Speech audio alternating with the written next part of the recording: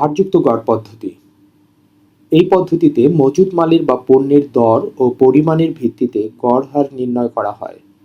এই গড় হারে ইস্যুকৃত মালের বা পণ্যের মূল্যায়ন করা হয়।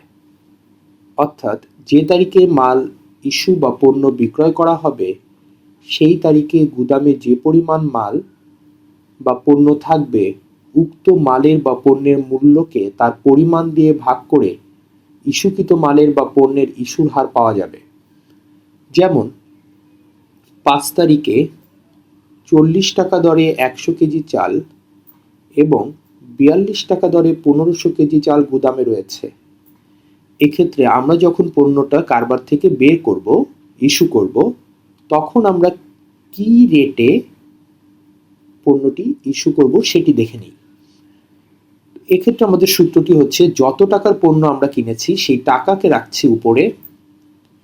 অর্থাৎ প্রথম পর্যায়ে আমরা কিনেছিলাম 40,000 টাকার পণ্য, পরবর্তী পর্যায়ে আমরা কিনেছি 63,000 টাকার পণ্য। তাহলে সর্বমোট আমরা পণ্য কিনেছি 1,03,000 টাকার। আর আমরা নিচে রাখবো পণ্যের পরিমাণ। নিচে 1000 একক কিনেছি, পরবর্তীতে কিনেছি 1500 একক। তাহলে মোট 2500 একক পণ্যের দাম পড়লো 1,03,000। তাহলে এক একটি পণ্যের দাম পড়েছে 41 টাকা 20 পয়সা। তাহলে ভারযুক্ত গড় পদ্ধতির মূল থিমটা কি হচ্ছে, সেটি হলো এরকম যে আমি যখন পণ্য কিনবো প্রথমে 40 টাকা করে 100 কেজি, তখন সেই টাকাটাকে রাখছি। আবার 42 টাকা করে 1500 কেজি, টাকা হচ্ছে 63। দুটি পণ্যের ভিন্ন ভিন্ন রেট হলেও তার টোটাল টাকার পরিমাণকে আমরা একত্র করছি। পরবর্তী পর্যায়ে কি করছি, দুটি একক ভিন্ন, অর্থাৎ প্রথম পর্যায়ে আমরা কিনেছিলাম 1000 একক, পরবর্তী পর্যায়ে আমরা কিনেছিলাম 1500 একক। এবার দুটি এককের সমষ্টি দিয়ে দুটি এককের দামকে ভাগ করছি এবং ভাগফলের মাধ্যমে যে রেটটা পাচ্ছি এটি হচ্ছে ভারযুক্ত গড় পদ্ধতিতে ইস্যু করার ক্ষেত্রে রেট। অর্থাৎ আমরা যখন কোনো পণ্য ইস্যু করব তখন অবশ্যই এই দামে আমরা ইস্যু করব। এখন প্রশ্ন হলো, তাহলে ফিফো পদ্ধতিতে কি করতাম, লিফোতে কি করতাম? ফিফো এবং লিফোতে আমরা যথাক্রমে যে পণ্য আগে এসেছে সেটা ইস্যু করতাম। লিফোতে কি করতাম, যে পণ্যটা আমাদের পরে এসেছে সেটা ইস্যু করতাম। কিন্তু ভারযুক্ত গড় পদ্ধতিতে আমরা কোনোভাবেই পণ্যকে সেপারেশন করছি না। আমরা দুটি পণ্য বা একাধিক পণ্যকে একত্র করে একটি গড় হার বের করছি, যেই গড় হারের ভিত্তিতে আমরা পণ্যটা ইস্যু করছি। এ পর্যায়ে আমরা দেখে নিব ভারযুক্ত গড় পদ্ধতির সুবিধা কি। যে পর্যন্ত কোনো নতুন মাল ক্রয় করা না হয় সে পর্যন্ত ভারযুক্ত গড় মূল্যটি পরিবর্তিত হয় না। আমরা নতুন কোনো পণ্য ক্রয় করলেই ভারযুক্ত গড় পদ্ধতিতে মূল্যের পরিবর্তন হবে। যদি কোনো পণ্য ক্রয় না করি তাহলে আমাদের পূর্ববর্তী হারে পণ্যটি গোডাউন থেকে ইস্যু করা হবে। এক্ষেত্রে সমাপনী মজুদ মালের মূল্যায়ন যুক্তিযুক্ত হয়। অর্থাৎ সমাপনী মজুদ পণ্য কত টাকার আছে, গড়ে কি হারে আছে সেটি বের করা খুব সহজ হয়। এ পদ্ধতি ব্যবসায়িত প্রতিষ্ঠানে প্রয়োগ অত্যন্ত সহজ।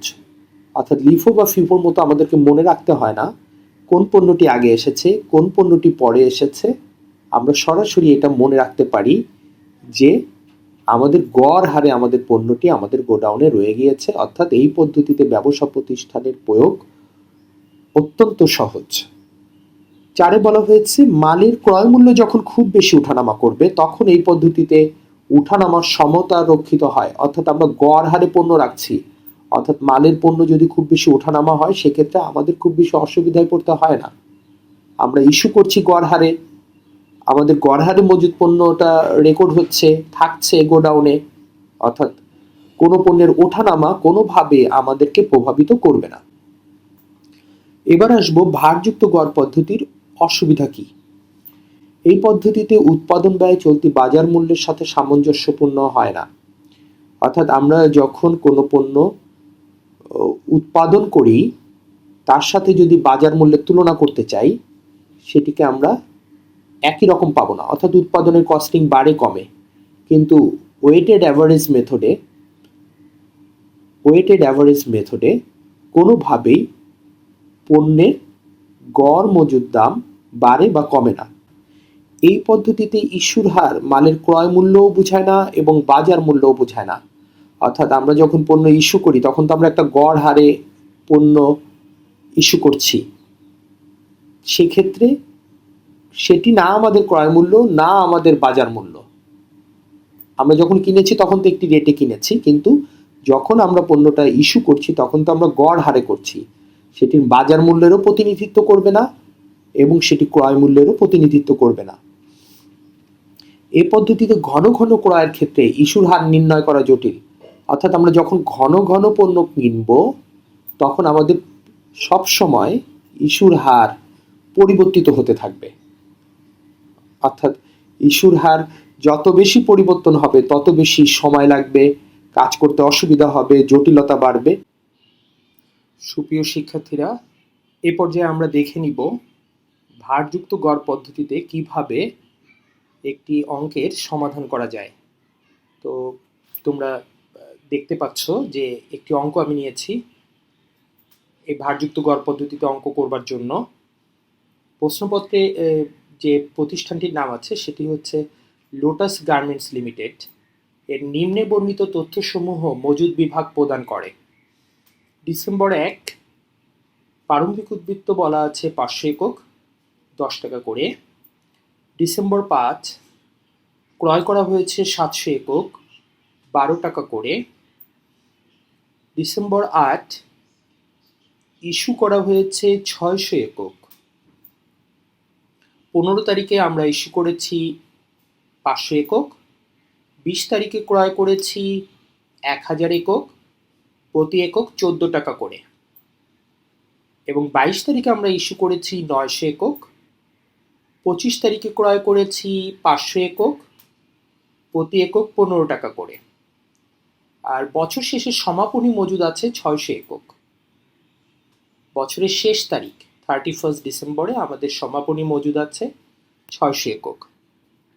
তোমরা যদি একটু খেয়াল করো, পুরো প্রশ্নপত্রের দিকে যদি একটু খেয়াল করো তাহলে দেখতে পাবে বেশ কয়েকটি তথ্য আছে। প্রথম আমরা দেখি ক্রয় আছে কয়বার। আমরা ক্রয় করেছি প্রথমে 5 তারিখে একবার, 20 তারিখে একবার এবং 25 তারিখে একবার। 3 বার আমাদের ক্রয় আছে। তাহলে এবার জেনে নেই কতবার আমরা গোডাউন থেকে পণ্য ইস্যু করেছি। প্রথমে 8 তারিখে ইস্যু করেছি, তারপরে 15 তারিখে আমরা কিছু পণ্য ইস্যু করেছি এবং সর্বশেষ আমরা 22 তারিখে কিছু পণ্য ইস্যু করেছি। তাহলে আমাদের ইস্যু আছে 3 বার, আমরা ক্রয় করেছি 3 বার।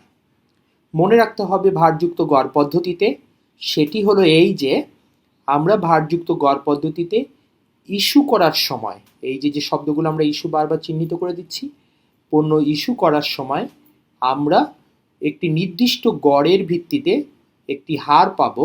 সেই হারের উপর আমরা পণ্যগুলোকে ইস্যু করব।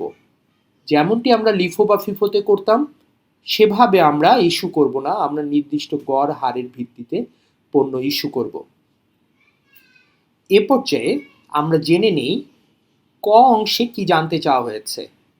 মালের ঘাটতির পরিমাণ, অর্থাৎ আমার গোডাউন পরীক্ষা করে কতটুকু ঘাটতি পাওয়া গেল। মালের ঘাটতির পরিমাণ অর্থাৎ আমার গোডাউন পরীক্ষা করে কতটুকু মালের ঘাটতি পাওয়া গেল। চলো আমরা দেখে নিই ক নং প্রশ্নের উত্তর।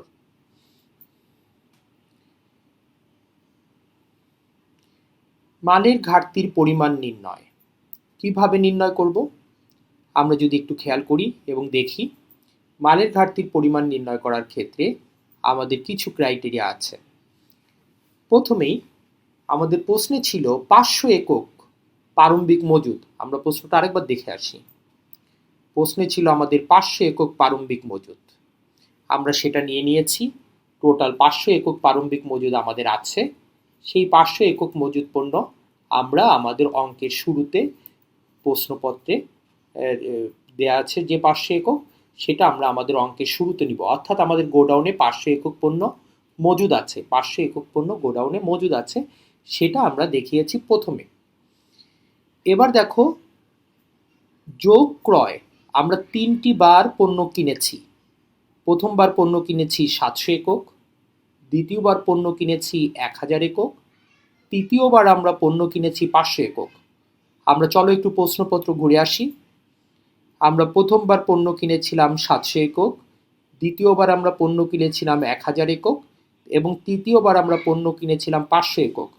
তোমরা যদি খেয়াল করো, এই 3টি এককই আমরা চিহ্নিত করে দিয়েছি এখানে, এই যে হলুদ দাগ দিয়ে চিহ্নিত করা আছে। সর্বমোট আমাদের পণ্যের একক সংখ্যা হচ্ছে 2200। কিনেছি 2200 একক, হাতে ছিল 500 একক। আমি টিক চিহ্ন দিয়ে দেখাচ্ছি, হাতে ছিল 500 একক আর আমরা এ পর্যায়ে কিনেছি হচ্ছে 2200 একক। আমরা আবার প্রশ্নপত্রে ফিরে যাব। আমরা যদি একটু স্টাডি করি তাহলে দেখব আমরা কতবার পণ্য ইস্যু করেছি এবং কত একক ইস্যু করেছি। এ পর্যায়ে আমরা দেখতে পাচ্ছি ইস্যু করেছি 600 একক, দ্বিতীয় পর্যায়ে আমরা ইস্যু করেছি 500 একক, মানে চলে গেল। তৃতীয় পর্যায়ে আমরা ইস্যু করেছি 900 একক পণ্য। তাহলে 3টি ইস্যু, 8 তারিখে 600, 15 তারিখে 500 এবং 22 তারিখে 900 একক। চলো সমাধানে খেয়াল করি। আমরা ইস্যু করেছি যে পণ্যগুলো, সেগুলো আমার গোডাউনের টোটাল পণ্যকে হ্রাস করে দিবে। তাহলে 600 একক যোগ 500 একক যোগ 900 একক, তাহলে আমার গোডাউনে টোটাল পণ্যের সংখ্যা কমে যাবে 2000 একক। 2700 একক থেকে 2000 একক চলে গেলে হিসাবের বই অনুযায়ী আমার গোডাউনে থাকার কথা 700 একক পণ্য। 2700 একক থেকে 2000 একক চলে গেলে আমার হিসাব অনুযায়ী গোডাউনে থাকার কথা 700 একক পণ্য। ঠিক আছে? আচ্ছা, আমরা 700 একক পর্যন্ত, আমরা এই পর্যন্ত বুঝলাম আমার 700 একক থাকা উচিত। চলো আমরা এবার একটু ঘুরে আসি। 700 একক আমার গোডাউনে থাকা উচিত, আমরা একটু দেখে আসি, আমরা একটু বুঝে আসি আমাদের আসলে আমাদের প্রশ্নপত্রে আমাদের কি বলেছে যে আসলে কত একক গোডাউনে এখন আছে। আমার 700 একক থাকা উচিত। প্রশ্নে বলেছে 31 তারিখে, বছরের শেষ তারিখে আমার গোডাউনে 600 একক আছে। আমরা বলছি আমার গোডাউনে থাকা উচিত 700 একক। আমি যেখানে চিহ্নিত করে দেখাচ্ছি 700 একক থাকা উচিত, সেখানে আমার গোডাউন শো করছে, প্রশ্ন অনুযায়ী গোডাউন শো করছে, আমি এখানে চিহ্নিত করে দিয়েছি 600 একক গোডাউনে চিহ্নিত করা হয়েছে যে 600 একক গোডাউনে আছে, কিন্তু থাকা উচিত 700 একক। তাহলে 700 একক থাকা উচিত, দাগ দিয়ে দেখালাম। কিন্তু আমার প্রকৃত সমাপনী মজুদ হচ্ছে 600 একক। তাহলে কত এককের হিসাব আমি মিলছে না, আমি পাচ্ছি না। আমি যেখানে গোল চিহ্ন দিয়ে দেখাচ্ছি কত এককের হিসাব আমার মিললই না, 100 একক। তার মানে এইটা আমার সম্পূর্ণভাবে গোডাউনে মালের ঘাটতি। 700 একক থাকার কথা ছিল গোডাউনে, কিন্তু গোডাউনের সমাপনী মজুদ পরীক্ষা করে প্রশ্ন অনুযায়ী দেখা গেল 600 একক আছে। তাহলে আমার গোডাউনে মিসিং আছে, যে কোনোভাবে হোক পণ্যের ঘাটতি আছে, পণ্য নেই, যেভাবেই আমরা বলি না কেন, সেটি 100 একক। তাহলে পরীক্ষায় যদি আমাদের একটি অংশ জানতে চাওয়া হয় যে মালের ঘাটতির পরিমাণ কিভাবে নির্ণয় করব, সেক্ষেত্রে আমাদের সূত্রটি হবে, প্রায়োগিক সূত্রটি হবে, আমার হাতে যতটি পণ্য আছে অর্থাৎ প্রারম্ভিক উদ্বৃত্ত, তার সাথে যোগ হবে যতবার আমি পণ্য কিনেছি সেই এককগুলো, তারপরে বাদ যাবে যতগুলো পণ্য আমি ইস্যু করেছি সেই ইস্যুকৃত পণ্যগুলো, এবং বাদ যাবে প্রকৃত সমাপনী মজুদ। এই পুরো প্রক্রিয়াটা সম্পাদন করলে আমরা পাবো আমাদের মালের ঘাটতি, যেটা আমাদের জানতে চাওয়া হয়েছে। তাহলে আমরা আরেকবার বলে নিই, মালের ঘাটতি পরিমাণ নির্ণয়ের জন্য আমরা কি কি তথ্যগুলো কাজে লাগাচ্ছি। প্রারম্ভিক উদ্বৃত্তর সাথে আমরা যোগ করব যত ধরনের ক্রয় আছে, যতবার ক্রয় আছে, সেখান থেকে আমরা বাদ দিব যতবার পণ্য ইস্যু করেছি, 3টা বার আমরা পণ্য ইস্যু করেছি, 3টা তারিখে আমরা পণ্য ইস্যু করেছি, তারপরে আমরা বাদ দিব সমাপনী মজুদ যতটুকু আছে সেটি, তাহলে আমরা পেয়ে যাব মালের ঘাটতির সর্বমোট পরিমাণ। এখন আমরা জেনে নিব ভারযুক্ত গড় পদ্ধতিতে কিভাবে একটি মাল খতিয়ান তৈরি করতে হয়। তো আমরা ছক বা কাঠামো পূর্বেই দেখেছি কিভাবে করতে হয়, আরেকবার একটু আমরা দেখব। মালের বিবরণ, কোড নাম্বার, বিন নাম্বার, মাল খতিয়ান হিসাব, ভারযুক্ত গড় পদ্ধতি, যে পদ্ধতিটি আমরা অঙ্ক করব সেই পদ্ধতির নাম এখানে লিখব, সর্বোচ্চ মাত্রা, সর্বনিম্ন মাত্রা, পুনঃফরমায়েশ মাত্রা। তো এই জায়গাগুলোতে আমরা এইভাবে লিখব। ছক বা কাঠামোটা সম্পূর্ণটা হবে এই রকম, যেমনটি আমরা দেখতে পাচ্ছি। ডিসেম্বর 1 তারিখে আমাদের প্রারম্ভিক উদ্বৃত্ত ছিল 500 একক 10 টাকা করে 5,000 টাকা। প্রশ্নপত্র যদি খেয়াল করি তাহলে দেখা যাবে যে 500 একক ছিল, প্রতি একক 10 টাকা করেই ছিল। এরপর ডিসেম্বর 5 তারিখ 700 একক নতুন করে এসেছে, তাহলে 700 একক আসলো এবং বলা ছিল 700 একক 12 টাকা করে এসেছে। 700 একক 12 টাকা করে এসেছে, আমি চিহ্নিত করে দিচ্ছি।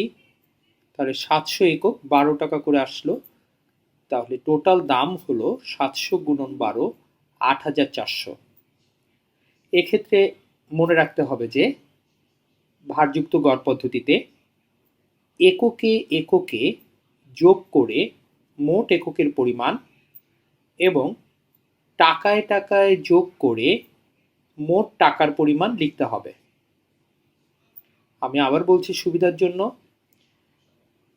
একক 500 এবং একক 700 যোগ করে আমরা 1200 লিখব, 5,000 টাকা এবং 8,400 টাকা যোগ করে লিখতে হবে 13,400 টাকা। এক্ষেত্রে এই 13,400 টাকাকে 1200 দ্বারা ভাগ করে ভাগফল 11.167 এই টাকাটা আমরা হারের ঘরে বসাবো। তাহলে এই 11.167 এই টাকাটি আমরা কিভাবে পেলাম সেটা খেয়াল করি। মোট গোডাউনে রক্ষিত মালের দামকে, টাকাকে, যেটা টিক চিহ্ন দিচ্ছি, টাকাকে যদি আমরা একক দিয়ে ভাগ দিই তাহলে 11.677 এই টাকাটি আমরা হারের ঘরে পাবো। তাহলে ভারযুক্ত গড় পদ্ধতিতে মোট টাকাকে একক দ্বারা ভাগ দিয়ে গড় হার বের করা হয়। এ পর্যায়ে 8 তারিখে যাচ্ছি, চাহিদাপত্র। তাহলে বলা আছে 8 তারিখে ইস্যু বা নির্গমন। তার নির্গমনের ক্ষেত্রে চাহিদাপত্র শব্দটি লিখতে হবে 600 টাকা করে 600 একক 11.167 করে 6,700। প্রশ্ন হচ্ছে 11.67167 এই টাকাটি কিভাবে আসলো। আমরা কিছুক্ষণ আগে 5 তারিখে 11.67 হারে গড় রেটে পণ্যটা গোডাউনে হিসাব সংরক্ষণ করেছি। এই 11.167 রেটেই গোডাউন থেকে পণ্যটি যাবে। তাহলে 1200 পণ্য, 1200 পণ্যের ভেতর 600 পণ্য চলে যাবে 11.167 রেটে। ইস্যুর ক্ষেত্রে এই হারটি, যে হারটা আমরা গড় হার পেয়েছি কিছুক্ষণ আগে 5 তারিখে, সেই হারেই আমরা ইস্যু করব।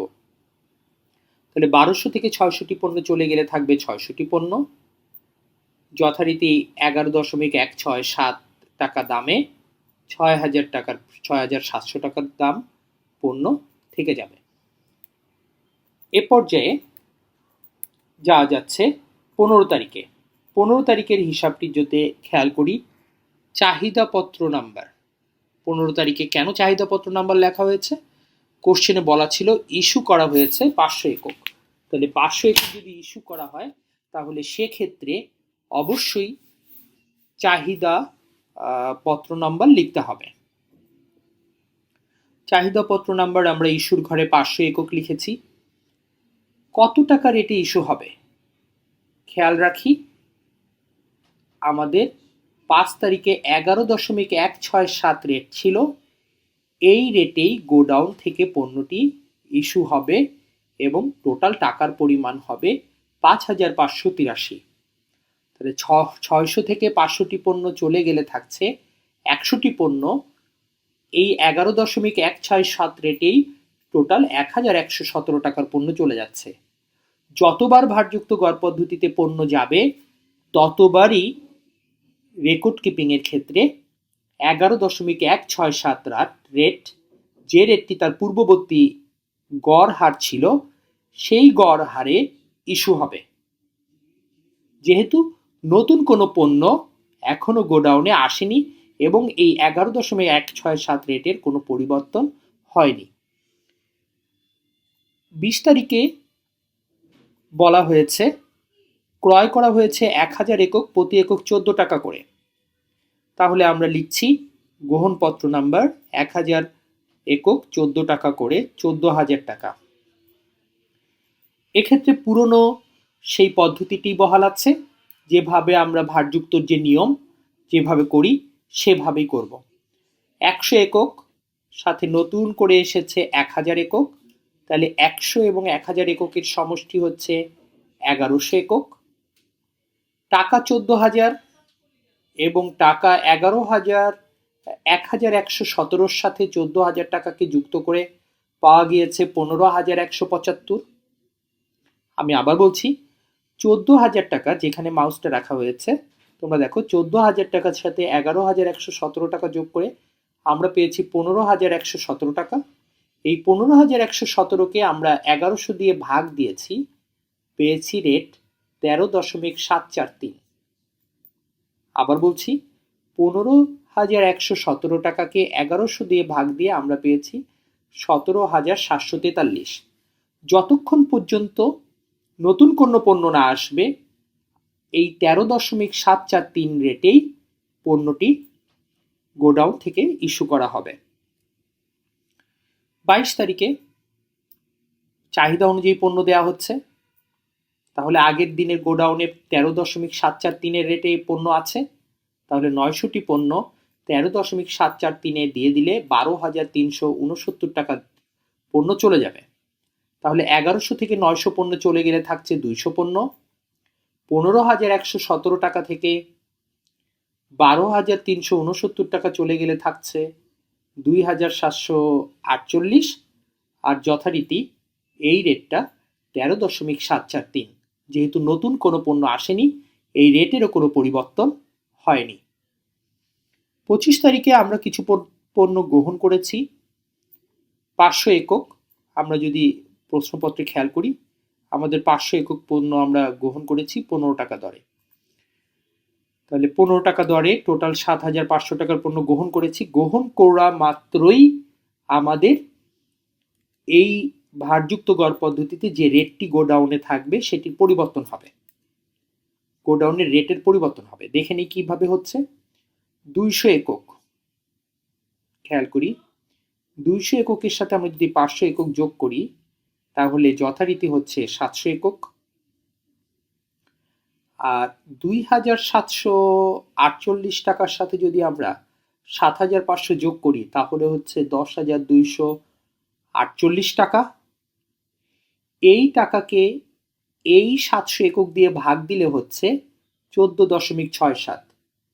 এখন কিন্তু গোডাউনে ভারযুক্ত গড় পদ্ধতির ক্ষেত্রে দেখতে পাচ্ছি রেটটি পরিবর্তন হয়েছে, 14.64 হয়েছে, যা কিছুক্ষণ আগে ছিল 22 তারিখে 13.743, কিন্তু 25 তারিখে সেই রেটটা পরিবর্তন হয়েছে 14.64। এ পর্যায়ে 31 তারিখে একটি শব্দ লেখা হয়েছে, দেখো বিবরণের ঘরে, ঘাটতি। ঘাটতি কেন? আমরা 25 তারিখে দেখতে পাচ্ছি 700টি পণ্য, কিন্তু প্রশ্নপত্রে বলা আছে 31 তারিখে পণ্য আছে 600টি। 25 তারিখে যথারীতি আমরা 700টি পণ্য হিসাব করতে করতে পেয়েছি, কিন্তু 31 তারিখে পণ্যের সংখ্যা প্রদর্শন করছে 600টি। তাহলে 31 তারিখে আমার এখানে মজুদ পণ্য 600 থাকতে হবে, থাকবে বা থাকছে, সেটি আমার তথ্যে বলে দেওয়া আছে। তাহলে 700 থাকছে না, থাকছে 600। তাহলে অবশ্যই আমি ইস্যু করেছি অথবা পণ্য নষ্ট হয়েছে, ঘাটতি হয়েছে। তো ইস্যু করার কথা যেহেতু বলা নেই, আমরা ধরে নিব পণ্যটি ঘাটতি হয়েছে। তাহলে 100টি পণ্য 6-4 রেটে টোটাল 1464 টাকার পণ্য চলে যাচ্ছে। তাহলে 700 থেকে 100 বাদ গেলে থাকছে 66 পণ্য, এবং 10,248 টাকা থেকে 1464 টাকা বাদ গেলে থাকছে 8,784 পণ্য, 84 টাকার পণ্য। 8,784 টাকাকে আমরা যদি 600 টাকা দিয়ে ভাগ দেই তাহলে আমরা পাচ্ছি 14.64, যা আগের রেটই হিসেবেই বহাল থাকছে। তো তোমরা যদি খেয়াল করো, এখানে একাধিকবার ভারযুক্ত গড় পদ্ধতিতে রেট পরিবর্তন হয়েছে। প্রথমে ছিল 10 টাকা, পরে 3টা তারিখে ছিল এটা 11.16৭, পরবর্তীতে ছিল 13.743 এবং সর্বশেষ 14.64। অর্থাৎ ভারযুক্ত গড় পদ্ধতিতে পণ্য আসা মাত্রই, পণ্য যখনই আসবে তখনই এই রেটগুলোর পরিবর্তন আসবে, কিন্তু দেওয়ার সময় এই রেটগুলো কোনো রকম পরিবর্তন আসবে না, বরং এই রেট অনুযায়ী পণ্যগুলোকে আমাদেরকে দিতে হবে। আশা করি তোমরা সবাই এই পড়াটি বুঝেছ। তোমাদের যদি কোনো প্রশ্ন থাকে তাহলে কমেন্টস করলে আমি উত্তর দিয়ে দিব, বা কোনো অসুবিধা থাকলে আমাকে বলতে পারবে কমেন্টস বক্সে। আজকের মতো এখানেই বিদায় নিচ্ছি। তোমরা সবাই ভালো থাকবে, সুস্থ থাকবে।